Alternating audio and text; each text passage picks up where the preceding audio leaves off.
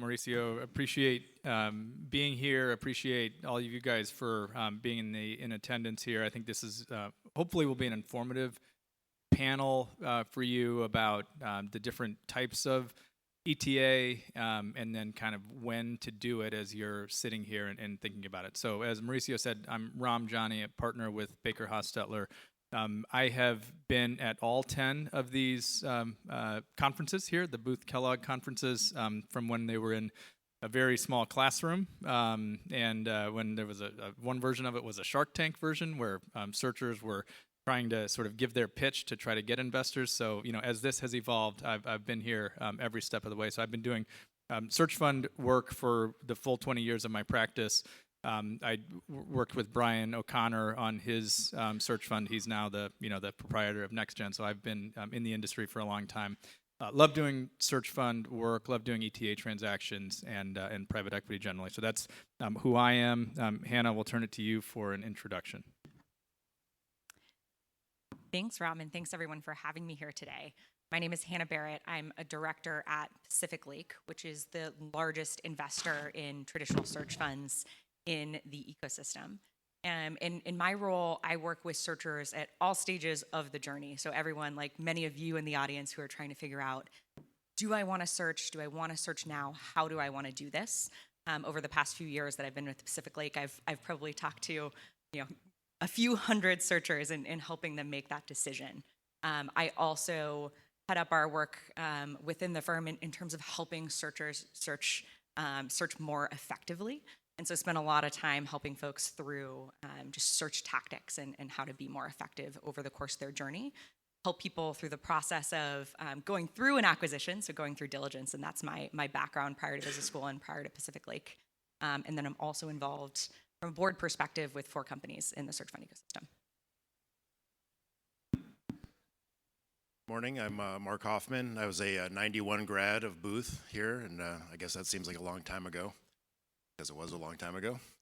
And after that, I went to work in consulting, what was then Booz Allen Hamilton, and I was a partner there. In 2000, I kind of bored and decided consulting wasn't really for me, and I thought I wanted to do something different, particularly entrepreneurial, and I just quit.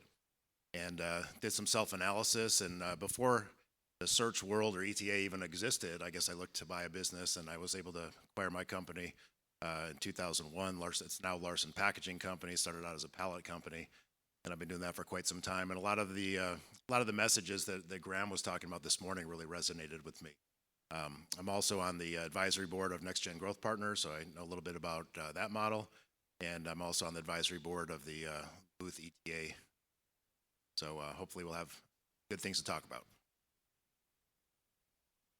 Hi, my name is Alejandro. As you can say from my accent, I'm from Mexico. I am the co-CEO of Seguros. That is the largest truck insurance broker in Mexico. We have almost 60,000 insured units. I acquired Seguros through a traditional search fund model 18 months ago. Before that, when I launched Hexagon Capital was early 2020, just before the pandemic. I'm a late search fund bloomer. When I launched my search fund, I was 38 years old. I had 3 daughters. Now I have 5 daughters. So it's a different path. Before search fund, I did private equity, investment banking. I went to Booth in 2012. Before that, I did management consulting. So I'm glad to be here to share my experience as a late search funder, and happy to answer all your questions. Great. Well, that's a great introduction. Hope you guys are thinking about questions. We'll get to Q&A, with plenty of time, just so you'll have questions for the panel. But wanted to make sure that everybody understood the angles that our panelists are coming at this from. And I think Graham's talk this morning, the sort of not now and that theme, is something to think about. And I think it's, as a lawyer, which we think about this, differently than entrepreneurs think about it. Graham's like, not now, just go do it. As a lawyer, I think about, okay, well, what are the pros and cons, right? And so, Mark, I want to kind of have you, from your personal experience, talk about like the not now, or should you do it now, or should you get a little experience and doing it mid-career, and then And Alejandro, I think I'm going to want to hear from you as well. You know, did the banking and PE, did that kind of help put you where you were when you were 38 when you decided to do this? So Mark, we'll start with you. Well, thank you. I was a self-funded searcher, by the way, although I didn't know I was searching. I was just trying to buy a business. And, you know, it was really, I guess, a tough decision because, like I said, I left consulting. I wasn't sure what I wanted to do. And I think one message is that, you know, if you don't know if you want to do this or not, then you don't want to do it. So you have to really know that you want to do it. And one of the ways that I knew I wanted to do it is you know, I was kind of frankly floundering around. You know, I'd done What Color's Your Parachute way back when. And then I got turned on to a book called In Transition by the Harvard Business School Club of New York and did the exercises in that. And, you know, I figured out what my strengths were, what I thought I could, you know, my marketable skills, if you will. And I really liked making decisions and I thought I was good at developing people. And then ultimately I decided I either wanted to work for a small company or buy my own business. And curiously enough, recently as I was moving, I found my flower, if you know what that is, from What Color's Your Parachute. We do all this analysis. And even back in 1987, I said someday I wanted to own my own business. And so, you know, you have to really want to do it. And, you know, I feel like doing that analysis of yourself and knowing what you want to do, you know, can lead you to that. Because as Graham was talking about, there are a lot of ups and downs. You know, and for me as a self-funded person, you know, I had some capital, limited capital. You can only do a certain size of deal when you're working with SBA financing. And you know, much like today's environment, you know, I had done my deal and then interest rates went up. And that's a big nut, you know, when you've got 80% financing in your capital stack and interest rates, you know, double, you know, it makes cash flow very different and a lot of different challenges, which is, you know, kind of different than, you know, like traditional search model or sponsored type model where you've got a lot of backing, there's capital. You don't have to worry about some of those things. We could talk a little bit about that in a minute. Great. Alejandro, talk a little bit about how your experience before doing it maybe helped you or maybe it didn't make any difference. Sure. So when I was at Booth 13 years ago, search fund was not the big trend that is right now. So let's say I played it safe. I went to investment banking in New York. I always wanted to do something like to run a business, but at that time I felt like I wanted to get more experience in the investment banking. Then I did private equity, so I was getting closer. And then in 2020, I felt that that was the time. For me, it was a little bit late. You know, I felt that I had enough experience from consulting, private equity, and investment banking to do my own thing. And it was, I would say, a very clear decision to do search fund. Because it had everything that I wanted to do, you know, like support of great investors. I saw the impact that search funds have in Mexico. I think it's a little bit different from the US. In Mexico, there are not as many private equities actively like looking for businesses. So there is a big gap of opportunity and something that in Mexico, usually the search funds are larger transactions. So for me, it was that my co-founder and I sat down one day and he was like, hey, I want to do a search fund. I was like, yeah, I want to do that also. There was a Friday and I told him like, yeah, just wait until Monday and I will get back to you. I have to get permission from my wife. I had that discussion with my wife and I called him back on Saturday. I was like, yeah, let's do this. You know, I think that is the time. So we quit our jobs in January of 2020. So it was different times, but I felt right away the call for doing something on your own, bet on yourself, you know, and obviously getting the impact of operating a company is something that is. I feel that was my call from day one. So search fund was a great tool to do so. I think that's great. I mean, it's great to hear that the background and the story and kind of how you got there. I mean, Hannah, as an investor, how does Pacific Lake think about this early career, mid-career experience, less experience, more experience, types of experience? I mean, how do you guys, as you're making this decision when you're talking to searchers, as you're advising people, how do you guys think about it? Yeah. So first off, I totally agree with Mark that this is a big decision for people to make. You can't be 1 foot in, 1 foot out. You really have to jump in with both feet as you're making the decision. I'm a really big believer that any graduate of a top MBA program is more than prepared to do a search right out of school. That doesn't mean that you have to, but it means that if you're sitting there saying, you know what, I would feel so much better if I went and got a couple years of consulting experience or a couple years of investing experience before I went and did this. I would always tell people, if your heart is telling you, hey, I want to go run a small business now, I don't really want to wait, then do that.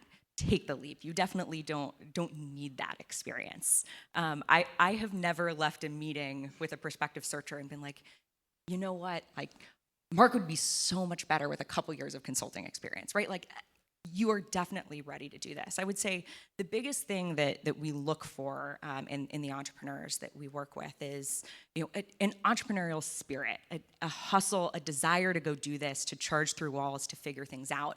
And anyone that's really thinking of raising a search, has some degree of that. I think it has to be coupled with a really healthy dose of humility and desire to take advice from people around you. And I think that's one of the very best things about the search fund model, is that it's predicated on the fact that you don't have to have done this before. And if you surround yourself with the right partners, whether it be traditional investors, in the sense of the traditional model, whether it be a great partner from the perspective of an accelerator, or whether it just be great friends, mentors that are along for the ride if you're self-funding, I think it's really special that that's a big facet of the model.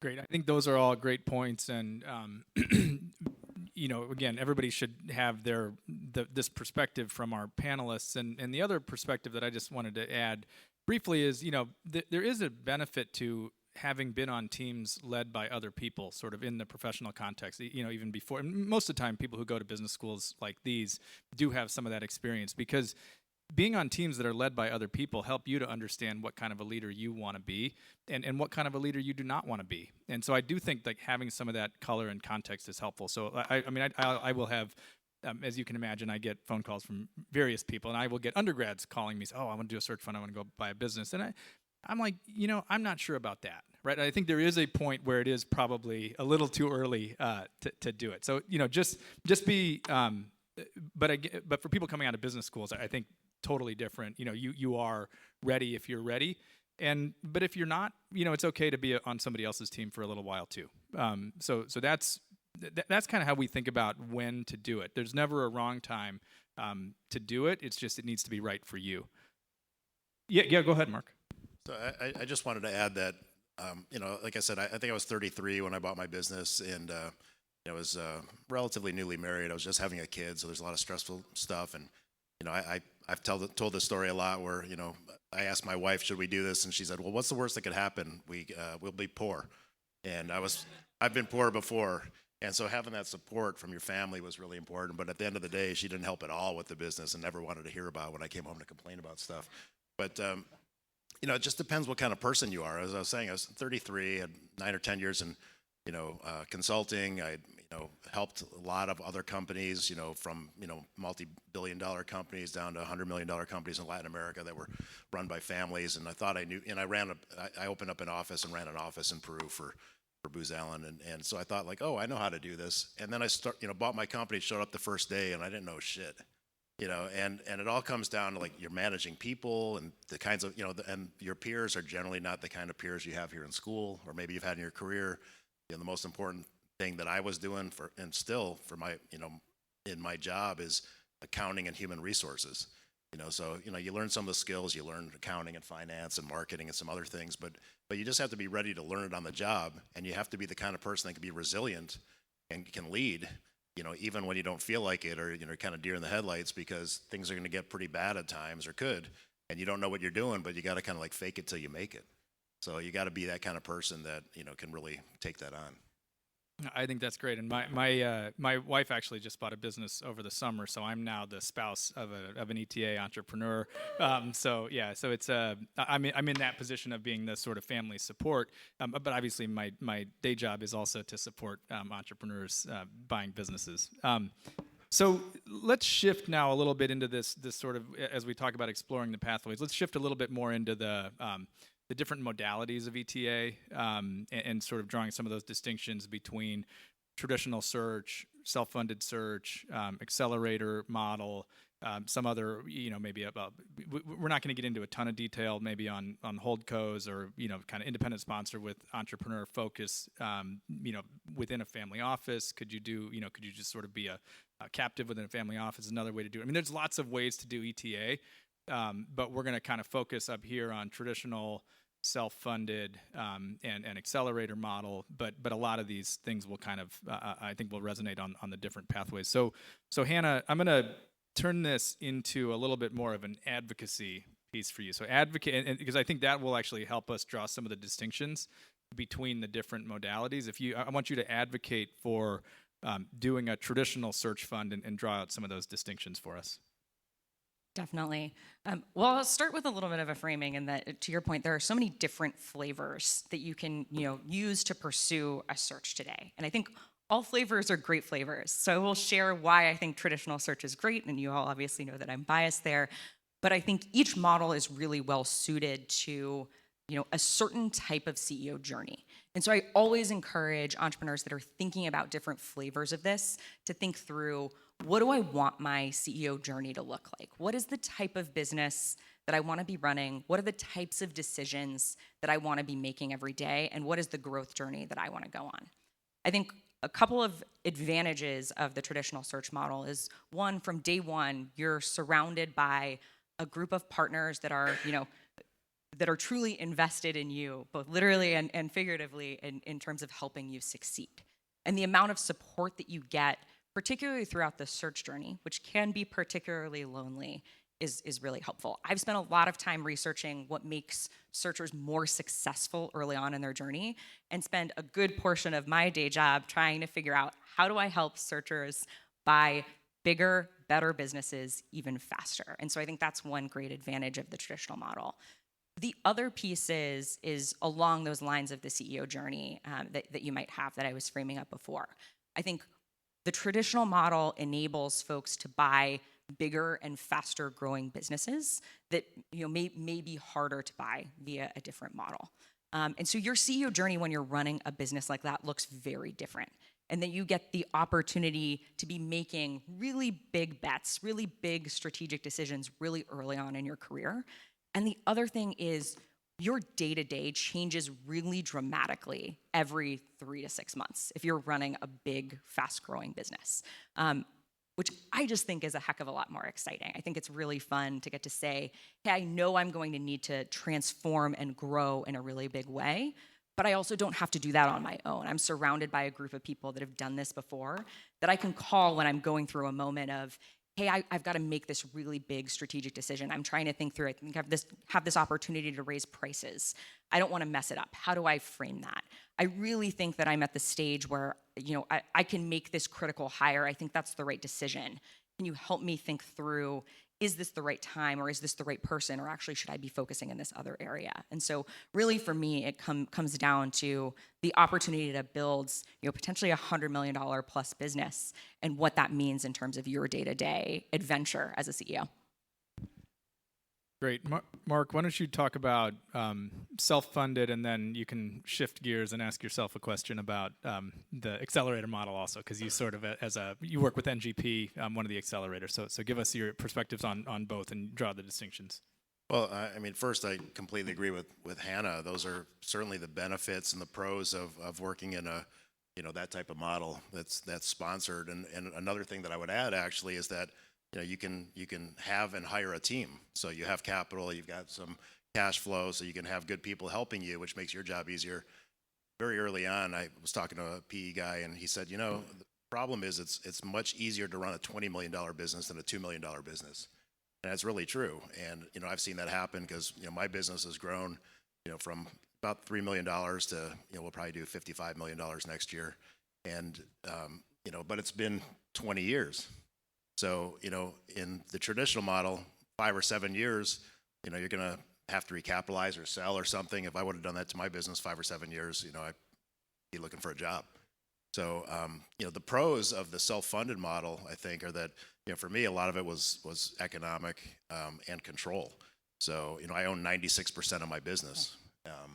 And 96% of now pretty good cash flow. And, if I ever exit, that's going to be pretty good. So I've built, equity for myself. And also I get to make all my own decisions, for better or worse. I don't have a team backing me up necessarily, or a board, or a boss, which, are all good things. On the other hand, you feel like you're kind of alone.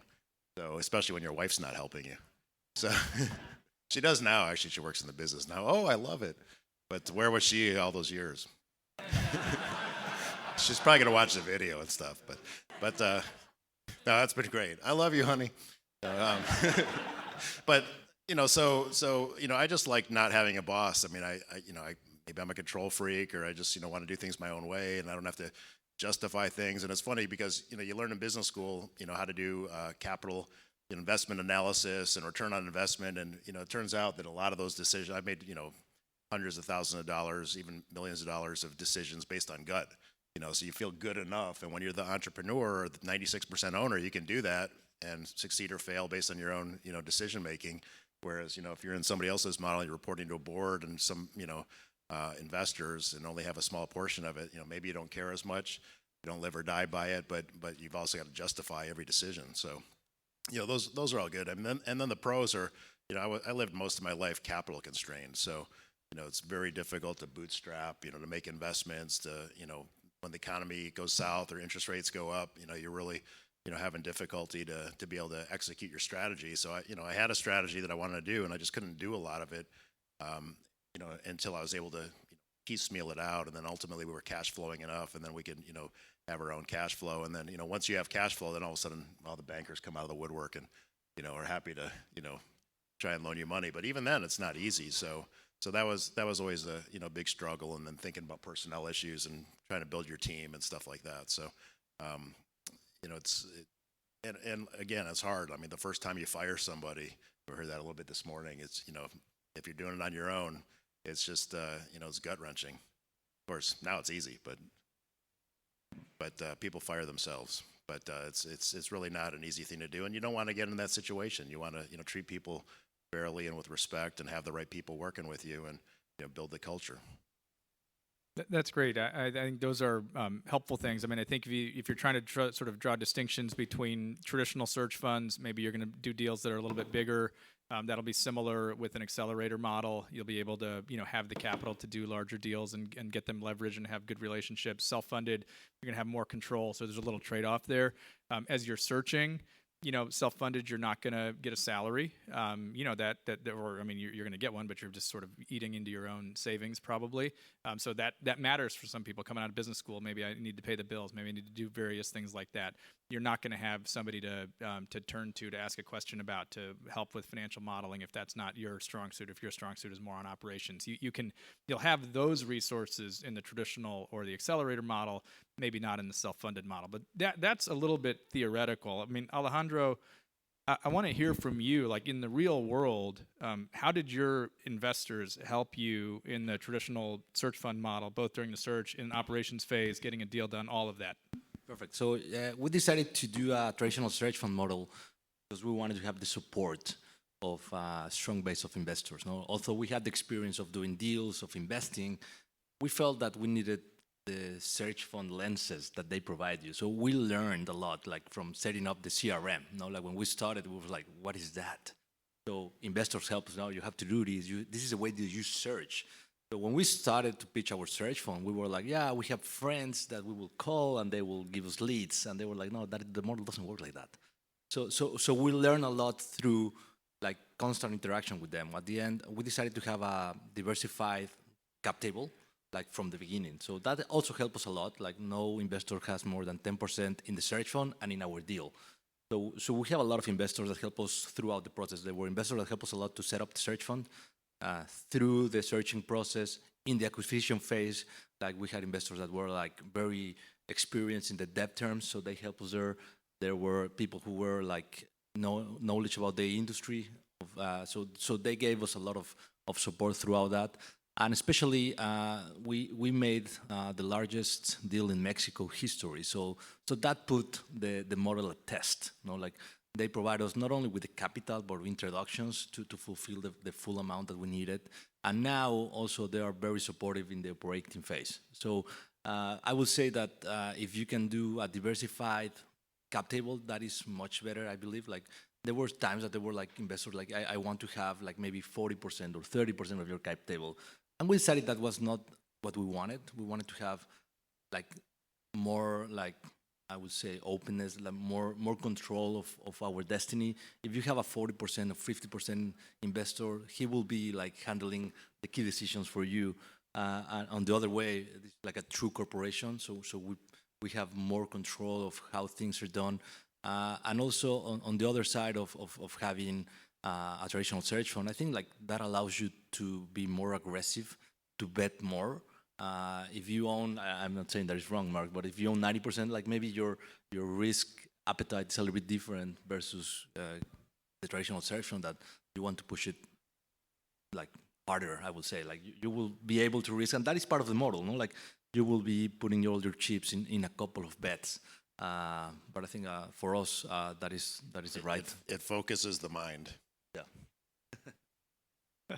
If I could just say one thing about like NGP, sponsored model, that's nice too, because if you really want to, be an entrepreneur and you fit their model, there's a lot of infrastructure and resources behind it. There's already a CRM. There's already people that know what they're doing. They've got the accounting and the legal and deal team ready to go. They've got marketing support. They've got people that help with operations. So there's really, versus doing a traditional search where you're still searching on your own, there are other models that really help support you more, and you can kind of plug in almost like a franchise model, it seems.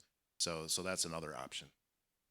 Yeah, one thing I'd add is I think, regardless of what model you're taking, whether it's the accelerator model or the traditional model, if you are bringing on partners for your journey, I always advocate that people think about it like, okay, I've got different roles in the process that I need to fill. And there are different people that are going to help me do different things on the journey. So for anyone out there that's a soccer fan, shout out to my colleague, Julian, who's a huge soccer fan. If you're putting together a soccer team, right, like you need some forwards, you need some people that play midfield, you need a goalie, you need people that can help you at all different stages of the journey. And there are going to be some partners that are able to help you with every stage of the journey. There are going to be some people that are going to really, really plug in and help you, once you're operating, but you maybe don't want to plug in as much during the search. And so I would just say, and the advantage of a model like the one Mark is talking about is that you've got somebody there that helps at all stages of the journey. We at Pacific Lake really try to be a thought partner to people at all phases of the search journey. And so I would say it's worth thinking through, hey, what are the seats that I need to fill?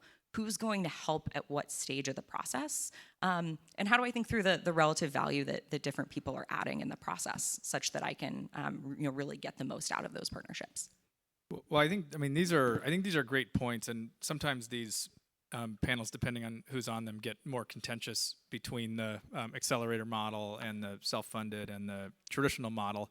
Everybody up here is too nice, and everybody's talking about the advantages of the other models. But I would say that Alejandro made a point that, he tried to keep a diversified cap table, everybody under 10%.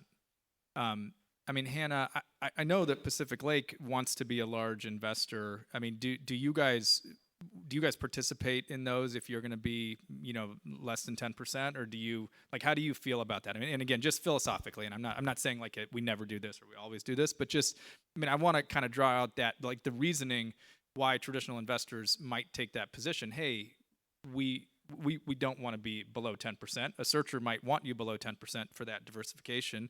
In the accelerator model, you for sure are going to answer to kind of one master to some degree. Lots of resources, but one master. So, and Hannah, help us think about that from Pacific Lake's perspective. Yeah, so I would say the way that we fall is we sit kind of somewhere in between those two modes. So I would say probably the median and the mode of where we sit in a cap table is around 25%. And we've really evolved our model as a firm to try and be a thought partner to searchers at truly every stage of the journey. So we as investors are the only folks in the search fund world that have a full value creation team to really dig in and help people in the operating phase. We sit on the board the vast majority of the time, not because we want to, but because we're asked, because people really want to have us as a thought partner through the journey. And as a result of that, we don't back all that many searchers every every year, but we really, really dig in and help people meaningfully through the process. So I think there are advantages and disadvantages to, to both ways to do it. I would say it's really about what you are looking for as a searcher. And I think regardless of the way you compile your cap table, it's really important to make sure that you have really clear alignment with the people that are backing you. You want to make sure that everybody is rowing in the same direction behind you, who is going to be the single largest shareholder in your search, but helping you get to where you need to be. I think that's the most important thing. And so spending a lot of time getting to know people that you might work with to decide, hey, do I want somebody to be on this journey with me, whether it's for a really small portion of my cap table or a much larger one. Great. I think that's great. And Hannah, I'm going to keep it with you for a minute, but I do want, if we have questions, I want you guys to start thinking about them. And Mauricio, I don't know whether we're going to go hand raise or people line up at the mic, or if there's a mic stand over there, but whatever. Hand raise may be easier just the way the rows are set up. So Hannah, I'm going to, that was the hard question. That was like the one where I'm trying to draw these distinctions, because I think it's important for everybody to understand that there are differences. I mean, I think everybody up here thinks ETA is a great approach to take to getting a deal done, becoming an operator of a business, but there are different ways to get there, and there are advantages and disadvantages. But Hannah, easier one here. Kind of what are some of the current trends that you're seeing in the ETA landscape? How's it changing? How's it staying the same? Like just because you guys are very active, very well known. Yeah, we track a lot of data in the search fund world. And so the first big trend that I will say is this year is due to be the highest year on record of traditional search funds raised.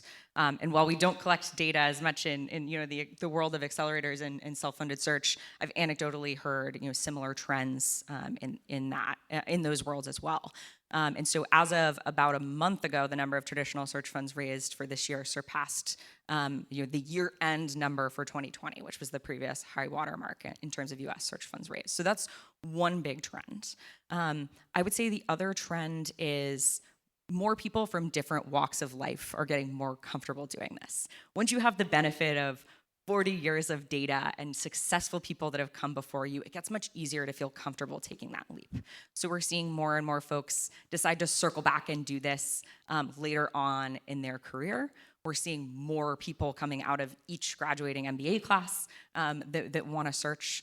And also we're seeing increased diversity in terms of the number of people that are raising search funds. So in the last few years, more than 50% of the people that we've backed come from non-typical pre-MBA backgrounds, so things that are not consulting, investment banking, private equity, and more than 50% of the searchers that we back are women or people of color, which is super exciting for me.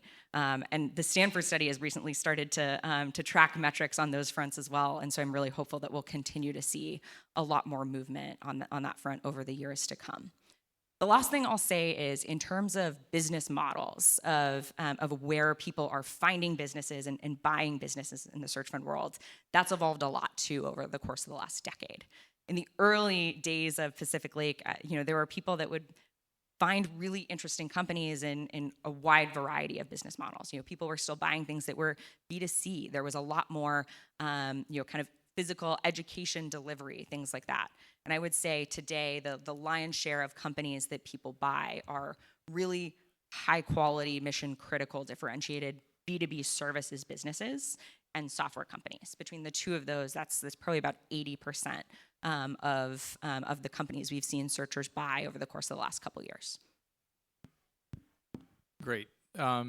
Mark, what advice do you have for somebody out in the audience today as they're kind of embarking on this journey? Well, I think I've said some of it, which is, if you're going to do it, you have to know that you want to do it. I like this guy. You probably all know Dilbert. Scott Adams is the creator of Dilbert. He's kind of a pundit. He's all over online now. He's written a lot of books, and he lived in Pleasanton, California, where I was living for a while. And two books that he wrote that I'd recommend in addition to what I talked about is one is How to Fail at Almost Everything and Still Win Big.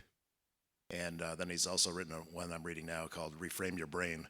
But the interesting thing about the other book that I mentioned is he talks about creating systems, not goals. So you might have a goal. I'm going to buy a company and I'm going to be a billionaire or whatever, but how are you going to get there? What's your system for doing that? What are you doing differently every day? We talked about that a little bit this morning. And he talks about also building a talent stack. And, I think that was really interesting, as I look back at my career and what I've done, because, I've had all kinds of unrelated experiences that they say sometimes, you look at your career, your life, and it seems really haphazard as you're doing it, but then you stop and you look back and it seems like a straight line, like it all made sense. So, my first internship at Booth was working at United Technologies in human resources, and that's a long story, and everybody laughed at me, and I almost didn't get a consulting job because of that. But, now I'm doing everything having to do with human resources, and I know something about it. Or, then I had another internship where I was doing marketing work and graphics, and I do a lot of marketing work now and did a website and all that kind of stuff. So, you look back and you think, like, what are all these different things that I've accumulated in my life, and how might they add value to what I'm doing, or, to what I'm going to do in my career? And so I think that's I'd encourage you to focus on those things. What's the system, and then, what's the talent stack that you're developing, that instead of like, I'm a consultant, or I'm an investment banker, or I'm buying a business, what are all the different parts of you that you bring to the table? Because you're going to be doing a lot of different things if you embark on this. And, I just like to address in terms of, trends, there's just a lot more competition. I mean, there's competition for businesses, there's competition for capital. I think the capital has become much more professional in this space than it's been in the past. It's all just, a bunch of backwater, people pulling out their checkbook, and, it's different, and the expectations are different too. So, I think as you think about what you want, if you really want to do this, but also what's your time horizon. So Graham talked about that a little bit earlier today. I've been doing this 21 years, and, I don't have any intention to sell in the near future. And it's become much more successful over time. So are you looking to, buy yourself a job? Are you looking to build a business and, have your own kind of deal that you can run for a long time? Are you looking forward to, I'm going to have a successful exit in 5 or 7 years if you can, and then, have your own fund and be an investor? I mean, those are all important things that I think you need to think about. I think those are all great, great pieces of advice and great things to think about. Alejandro, help us think about it from the non-U.S. search fund perspective. Help us think about trends, what you're seeing, what you saw, kind of how it was for you, or kind of was for you, is for you, and kind of what you're seeing now. Yeah, sure. So I think in Mexico, search funds started maybe in 2010.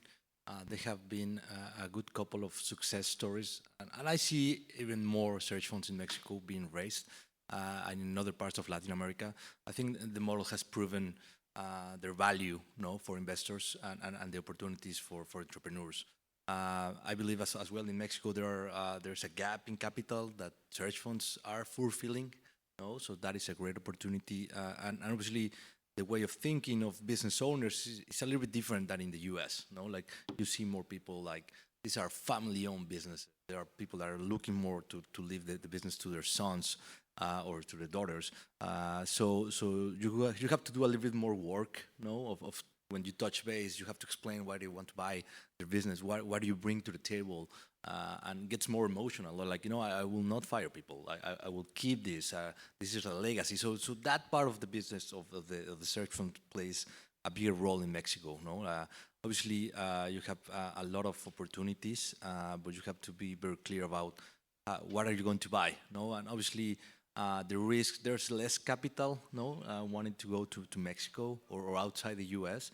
And as I remember, when you have a deal and you're looking for capital, you're competing with all the deals in the world at that time.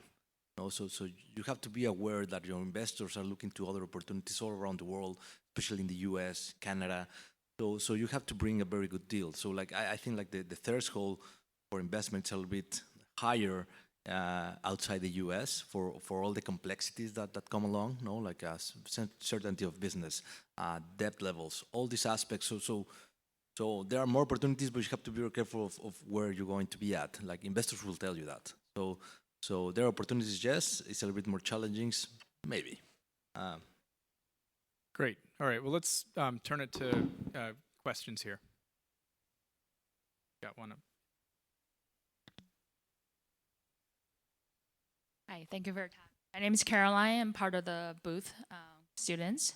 I have a question about search fund. As a searcher, do you care about the industry that you're searching for, or should you open your broaden your horizon and then look for all the industries, but then more focus on B2B software, etc.?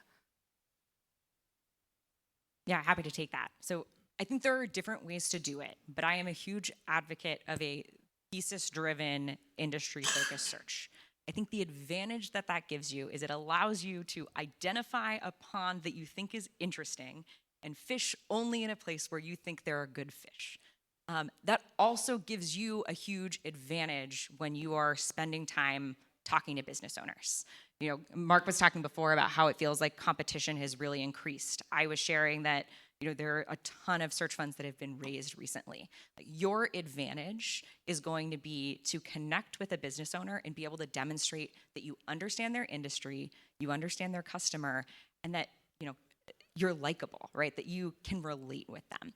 And I think being focused on certain industries enables you to do that. That does not mean that you need to cut your universe down. I think thinking in a way, I think of this more as a process or a mindset than necessarily a filter. You're kind of thinking of it of, okay, let me dig in, think of pockets of the economy that I think are really interesting, follow my nose and kind of look for the, you know, the industries or the ponds that I think are the most exciting. And within that, to the other part of your question, try and find the most attractive business model. So the most attractive way to serve customers within that particular industry. That's my bias. I'll acknowledge that there are people that have been successful in a wide range of different search strategies, but I've just seen it work so well. We at Pacific Lake have done a ton of research around this and have actually compared acquisition rates for people that followed that type of a search strategy that I just described versus more of an opportunistic search strategy. Many of you have probably seen the Sanford Search Study. It says that you're about 2/3 likely to acquire. What we've seen from running this analysis year over year is that folks that take that more industry thesis-driven approach tend to acquire about 90% of the time, and people that take a more opportunistic approach tend to acquire somewhere between 40 to 50% of the time. So search strategy really does matter.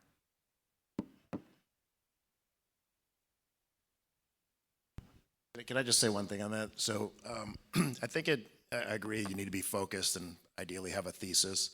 You know, I didn't have a thesis, at which, you know, being strategy consultant and a booth MBA, I thought I was smart, but apparently I wasn't very strategic. But you know, I did know that I wanted to do low tech manufacturing, and it's funny because, you know, what you hear is, you know, buy a business and business to business services with recurring revenue, you know, software, and a good solid business with a good cash flow. And you know, I bought a business in decline in manufacturing, and you know, ultimately it worked out. But you know, again, it has to be something that you want to do and you're going to dedicate your life to and really make work. I also want to reiterate what Hannah said about relationships. Excuse me. You know, I've seen deals fall apart where the relationship wasn't created and there wasn't trust, and then, no offense, Raam, the lawyers come in with the big stack of, you know, reps and warranties, and, you know, the seller get, you know, the smaller deals, sellers freak out. You know, they're not used to that, or they don't have the great financials. You know, on the other hand, like, so I bought a business that actually I kind of got a tip on it here a couple of years ago, and then 2000 I closed on a deal in San Diego, and you know, it took us 1.5 years to get comfortable to get the deal done, and the owner was going to sell to a private equity company, and then it blew up for a number of reasons, and then one of our competitors, who's a bigger company and very impersonal, was talking to her and, you know, trying to buy it, and she's like, you know, I hate those people, I can't deal with them, I would never sell to them. And, you know, we got the deal done, and now, you know, now we're personal friends. She helped me find a condo on the beach, you know, down the street from her. I go to her, you know, she has parties every month, you know, we're down there, and my wife's going shopping with her on Saturday. So, but, you know, none of that would have happened if we didn't get the deal done, and it was all because of building relationship. I told you, my wife helps now. Yeah, she does collections, and so she's, you know, she's my best marketing. Yeah, no, I mean, that's, I think we've got a question there. Yep. Hi. My question goes to Hannah for your reference to the soccer team. As a soccer fan, I can totally relate. I'm based in Spain. I'm raising funds now, and I'm having not a hard time, but just dedicating a lot of thought into what investors are gonna give me more value in each stage of the search fund journey. And I feel like most of them can play like in every position, meaning they know the model, they've helped searchers acquiring and owning and running the companies. And it's hard for me to find like Messi's and Cristiano Ronaldo's in each stage, right? So I feel like most of them are helping me all across, but hard to find someone that will help you a lot in running and attacking problems during owning, no? So if you could elaborate a little bit on that. Thank you. Yeah, great question. So I think a few things that you can do to get to a second or third layer of detail on really like where people are going to help and how much they're going to help.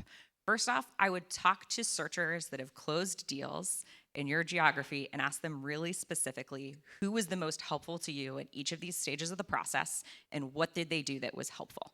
It's really easy for people to say like, yes, I really want to dive in and help you at every stage, but I would like, I would ask searchers what they've seen, ask for the receipts, get the details on where people have been most helpful. I think you can also ask investors tough questions, right? Like at the end of the day, this is a two-way street. This is a partnership, and you need to pick the people that are going to be the most helpful to you. And so I would ask people things like, how many of your searchers brought deals to you last year? How many of those did you pass on? Why did you pass on those deals? How many times did you join the board last year? Why those boards? Why not the other boards? That will really help you get kind of more information on exactly how helpful people will be and what will help paint the picture.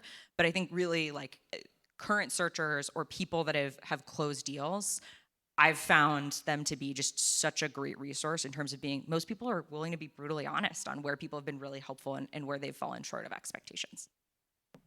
And I would just caution on that, which is, from my perspective as a service provider in the community, there's two sides to every story. So you gotta hear it from multiple people before you believe somebody is this, that, or the other. Because for the most part, in this community, it's a great community to be a part of. Round elbowed, not sharp elbowed, that kind of thing. But yes, people have had bad experiences. But sometimes you need to hear both sides of the story. So I would just say that. I think we had another question. Yeah, right there. I'm starting a self-funded search mainly for the reasons you listed: autonomy, ownership. When you're doing it on your own and you're not having that team to kind of source those deals for you, there's a lot of websites out there, there's a lot of resources, but at the end of the day, you're looking at it. Are there tools or databases or sites, if you're doing it on your own, that you would recommend going towards? Because as someone who's identified their industry, there's hundreds of opportunities out there. Maybe what are the places you look for, and what are the specific attributes within those places that make you feel this is something worth trying on my own? Yeah, I don't know that I really have good advice there, honestly, because, when I was searching, I'm trying to remember if they had the internet then. I think we did, but there really weren't, good databases of places to look. I mean, now there's like, biz buy sell, biz end or whatever, so there's a lot of clearinghouses. Personally, I've found that, I think, a lot of deals, this is maybe counterintuitive, or maybe not counterintuitive, but what they tell you not to do again, and that's, networking with brokers. So business brokers do have listings, and, those are people that really want to sell their business, presumably. I mean, some of those, fail, but, there's like the holy grail of I'm going to find a sole source deal or, a proprietary deal. And, it happens, but those people don't necessarily want to sell. You can waste a lot of time. And so I think being able to, kind of network in that community would be good, and network in general. And I think that, what was successful for me, I guess, is I was very geographically focused because I was in the Bay Area and I, was raising my family. I didn't want to move. So, I was looking in one area, and that refines the universe quite a bit. So, makes it a lot easier. By the way, I'll just put in a plug for Utah. I recently moved to Utah, and Salt Lake City is booming, and it's a great business environment there.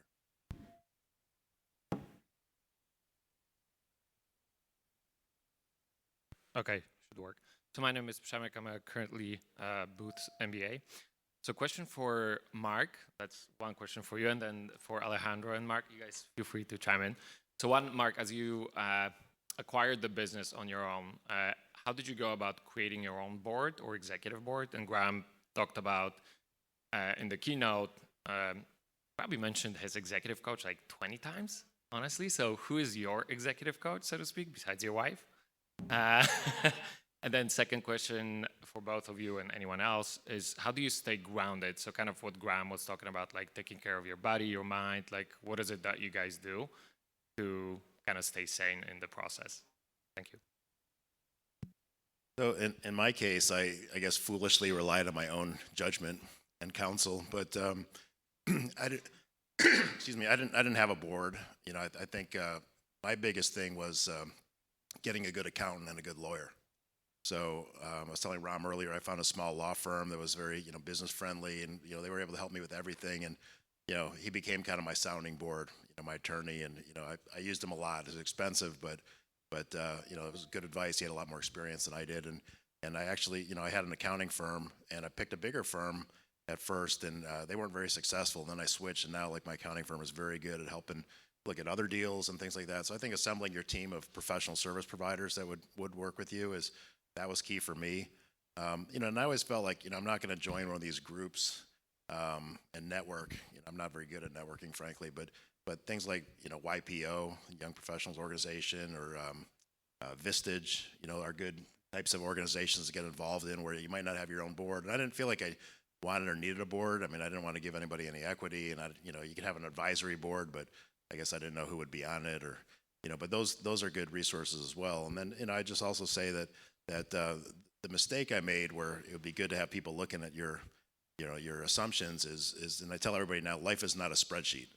So, I could do a model, right? So I had a model, and I revenue projections going up, 10% a year, and being able to control costs, and all this was going to happen. Wow, in 5 years, look at all this money I'm going to be making. And none of that came to pass, because you got to know where the customers are coming. I mean, how are you going to get growth? It doesn't just happen because it's on your spreadsheet. The question for my board was very direct. We have 46 investors, so we have a big place to pick up. So we decided to bring people that were not directly involved in the search fund community, more like industry people that knew like logistics, that were part of the heavy truck segment, and that has helped us a lot on how to move forward. And in terms of how do we remain, or I remain sane, I think like having 5 daughters.